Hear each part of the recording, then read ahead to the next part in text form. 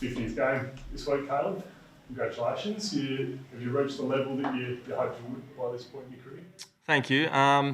Yeah, you don't really know what to kind of expect your first few years. You get thrown in the deep end pretty quick and you're just trying to adjust, and that's kind of, didn't really have any expectations coming in, but I guess one goal I set myself was, once I did, debut and play my first game, was to try to stay in the team. And that's something that I've kind of been focusing on since I did debut, and so far I've been able to do that, which has been pleasing. How have you seen your form this season? Yeah, not too bad. I feel like I've been building, and I feel like as a midfield group, overall we've had some really good success, and obviously we've had a few down games, but that's going to happen in a long season. I feel like we're all building together, and the great thing about the midfield at the moment is that it doesn't really matter who plays well or who gets touches, clearances. We feel like we're really celebrating each other and moving in the right direction.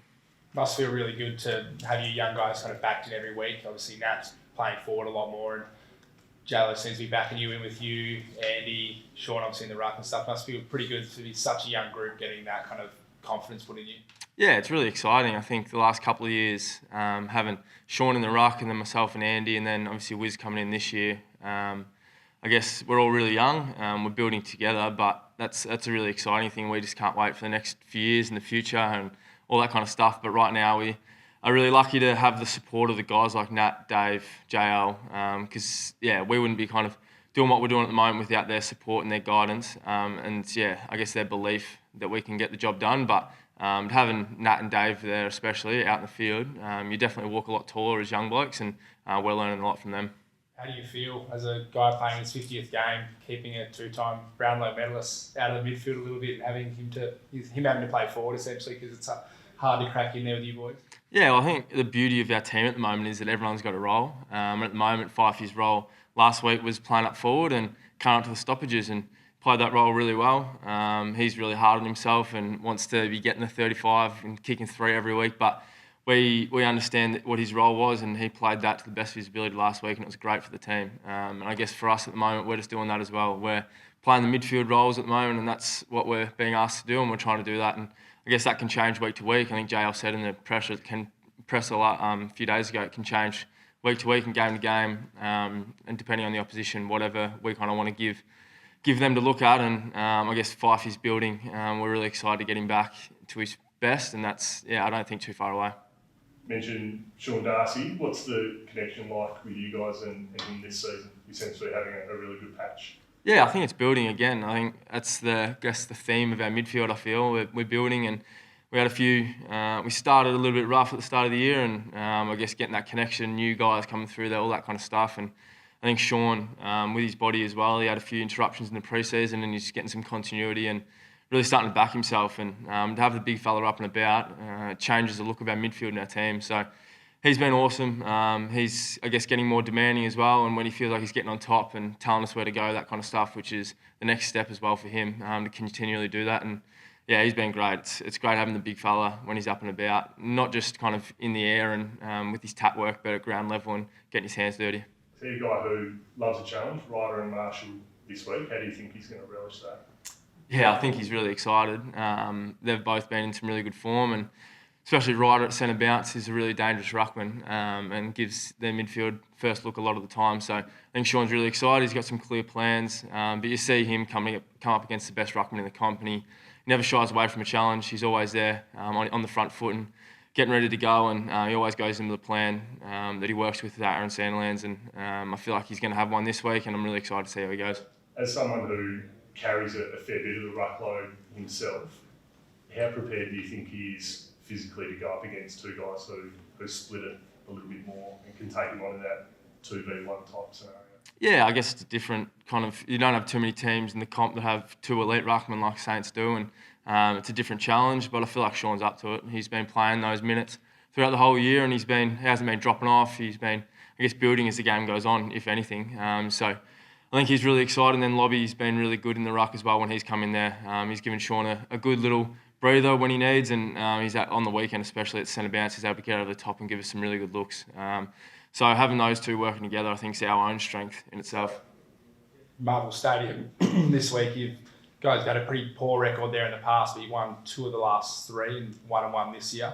Do you think you're kind of over that challenge of playing at Marl? Do you think you kind of mastered how to play there, or is it going to be another big challenge again? Yeah, I don't think it's too, different to some ovals we've played at and played really well at. I think Adelaide Oval is a similar kind of size, a little bit smaller, and we've defended that ground really well. And I think that Carlton game, it wasn't anything to do with the oval or the ground shape or anything. It was just the way we kind of went out there and played. We didn't defend well, and I guess that was some big learnings out of that game. And I think the guys are going to be really excited to go out there on the weekend and get out in the same track and prove that it's not the oval. It's just the way we played on that day. And I don't think it will really affect us too much, but we've played some really good footy there as well. Essendon early in the year, we defended the ground really well, moved the ball really well, which is kind of our brand of footy. So we're looking forward to it. St Kilda play it pretty well though. They're probably a lot better there than they are at most other grounds. Is that something to look into? I guess, yeah, it's their home ground and they play a lot of footy there, and I guess their ball movement really suits that ground as well. They want to go direct through the corridor, and that's where we're going to get challenged as a defence, and that's where we're hopefully going to get some good looks the other way as well. So we're up for it, and we're hoping they bring their best because we're ready to bring ours. Was your one goal of the year last year not enough for you? You had another crack last week? Oh, I think I got bettered by Big Charlie in the last quarter anyway, so I don't think it was even the best goal of the game. What did you make of the 2 marks last week? It was pretty impressive. I was kind of not quite at Youngie's feet, but kind of running over, and he was up pretty high and got a bit of hang, so that was pretty impressive. And then obviously, Mitch Georgiades' mark was pretty special as well. I think I might have been on the bench, but he got up pretty high. So it's not often you get 2 marks like that in a game. We'll treat it to some good viewing, that's for sure. So how do you split them? Who deserves to win this one for the week? I like Youngie because his landing was a bit different. So he landed on his back or his head or something. So some style points for Youngie, I reckon. And your goals, you played a bit of small forward, didn't you, before you got here? Yeah, a little bit, yeah. Do you feel like you've sort of kicked some of those growing up, have you? You practice those all the time, just the running to the boundary and just hooking it back, but not often they go through. So it was nice to kind of get it go through. But I think as a midfield and forward group, we're getting that connection going at the, forward 50 stoppages, and it was nice to finish one off. But we had some really good looks last week from those stoppages, but we just weren't able to finish. So I think that connection and the blocking and all that kind of stuff is really exciting and building, which is good. A lot of guys don't like using both feet these days. They sort of, use the outside of the right group, but you seem like you're confident to go on the left when you have to. Yeah, I think sometimes it's a bit of a naivety just backing myself to go on the left, but sometimes I probably should straighten up. But yeah, I guess I'm working on it. I work hard on both feet, and I feel like hopefully within the future it can be a real strength of mine that I can go both ways. But yeah, at the moment I'm just trying to back myself to put myself in those situations out in the track, and when I'm in that situation on game day, I can just swing onto the left, which I guess opens up the field a bit more. You're obviously not part of match selection, but it's a pretty tight squeeze this week. You're always getting pretty close to full fitness. Do you think Heath Chapman might come in, or do you think the way things have gone, he might play Waffle? Do you have any inkling on where they might go with that decision? Not 100% sure. We haven't kind of been told the team yet, but I guess with Chappie, he's approached his rehab fantastically. He's been out there dominating the track. I think the last week or two he's been flying around. So if he was to come in, if he's ready to go, he's feeling good. But as you said, the kind of backs, especially on the weekend, stood up really well. Nathan Wilson came in and played his role really well. So it's going to be a tough decision for the coaches, and it's a good kind of headache to have, I guess.